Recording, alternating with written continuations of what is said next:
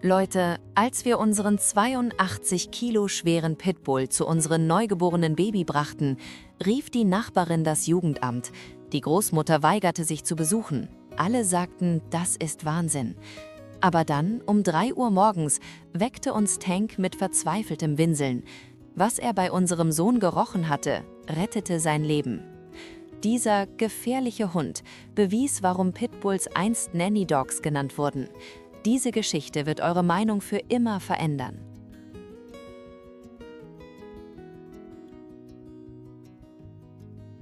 Als wir unseren 82 Kilo schweren American Bully Pitbull namens Tank zu unserem neugeborenen Sohn Noah nach Hause brachten, dachten alle, wir hätten den Verstand verloren. Tank war massiv, ein Berg aus Muskeln mit einem Kopf so breit wie ein Kissen und Kiefern, die Angst einflößten. Er war das, was viele als gefährliche Rasse bezeichnen würden. Noah hingegen? Gerade 4 Wochen alt, winzig, zerbrechlich. Er wog kaum 4 Kilo. Meine Frau Lena hatte schlaflose Nächte.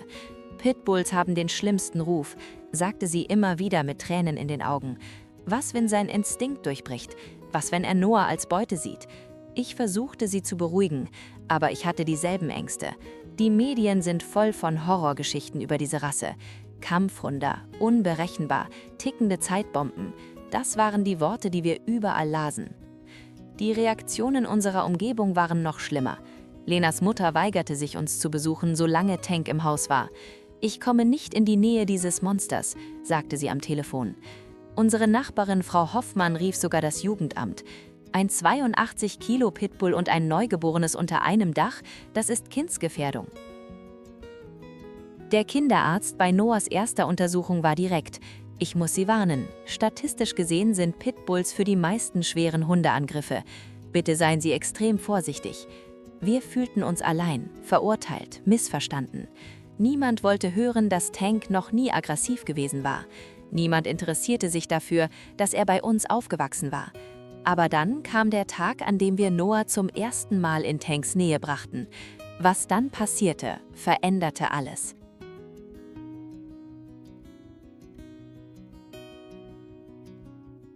Lena saß auf dem Sofa, Noah in ihren Armen. Tank lag auf seinem Platz in der Ecke und beobachtete uns. Seine Ohren waren aufgerichtet, sein Blick fixiert auf das kleine Bündel. Mein Herz raste, ich stand bereit einzugreifen. Tank stand langsam auf.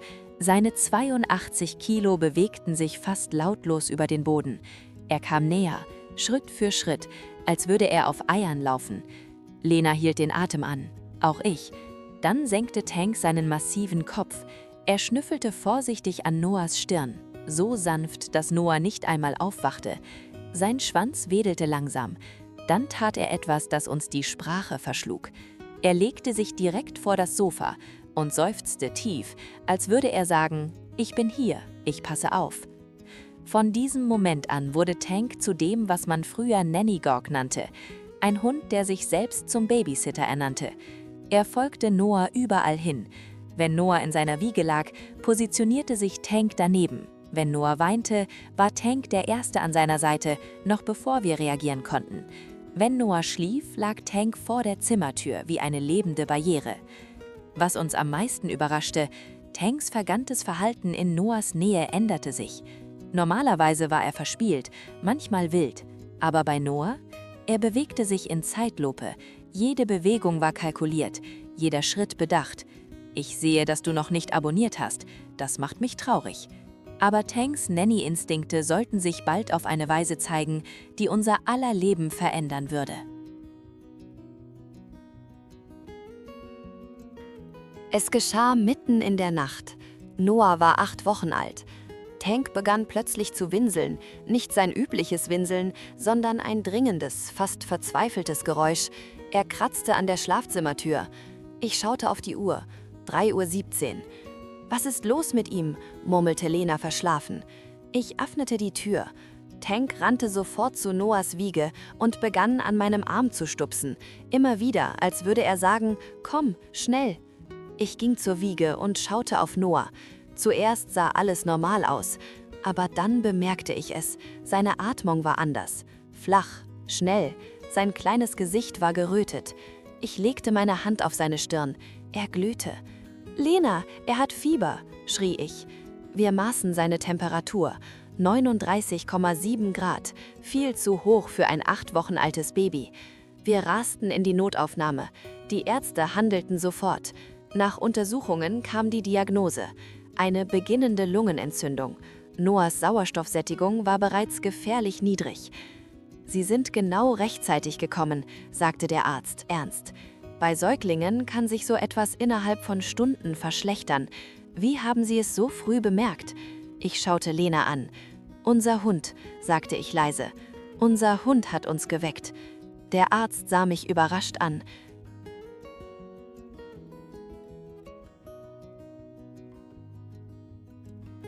Hunde können Krankheiten riechen, erklärte er. Sie haben 300 Millionen Geruchsrezeptoren. Ihr Hund hat wahrscheinlich die Veränderung in Noahs Körperchemie wahrgenommen. Dieser gefährliche Pitbull hat gerade unserem Sohn das Leben gerettet. Ich sehe, dass du noch nicht abonniert hast. Das macht mich traurig. Nach jener Nacht veränderte sich alles. Lenas Mutter, die sich geweigert hatte, uns zu besuchen, kam am nächsten Tag ins Krankenhaus. Sie sah Tank, der geduldig im Auto wartete, und weinte. »Ich hatte so Unrecht«, sagte sie. »Dieser Hund ist kein Monster, er ist ein Engel.« Frau Hoffmann, die das Jugendamt gerufen hatte, hörte die Geschichte von den anderen Nachbarn. Sie kam zu uns, verlegen und beschämt. »Es tut mir leid«, flüsterte sie. »Ich habe Tank nur nach seinem Aussehen beurteilt, nicht nach seinem Herzen.« Die Geschichte verbreitete sich schnell. Die lokale Zeitung wollte über Tank schreiben. Pitbull rettet Baby das Leben, die Überschrift, die alles veränderte. Plötzlich sahen die Menschen Tank nicht mehr als Bedrohung, sondern als das, was er wirklich war: ein treuer Beschützer. Heute ist Noah 2 Jahre alt und Tank, er ist immer noch sein Nanny Dog. Wo Noah hingeht, folgt Tank. Wenn Noah spielt, liegt Tank daneben. Wenn Noah fällt, ist Tank da, um ihn zu trösten. Letzte Woche sagte Noah sein neuestes Wort: Tank. Er umarmte den riesigen Kopf seines Beschützers und lachte. Was wir gelernt haben: Pitbulls wurden einst Nanny Dogs genannt, Hunde, die Kinder beschützten. Tank hat bewiesen, dass dieser Name verdient ist. Er wiegt vielleicht 82 Kilo und sieht furchterregend aus, aber sein Herz, das gehört vollständig Noah. Und für Noah wird Tank für immer sein erster bester Freund sein, sein Beschützer, sein Held, sein sanfter Riese. Wenn diese Geschichte dein Herz berührt hat, teile sie bitte. Hunde wie Tank verdienen es, nicht nach Vorurteilen zu beurteilen werden, sondern nach ihrer Seele.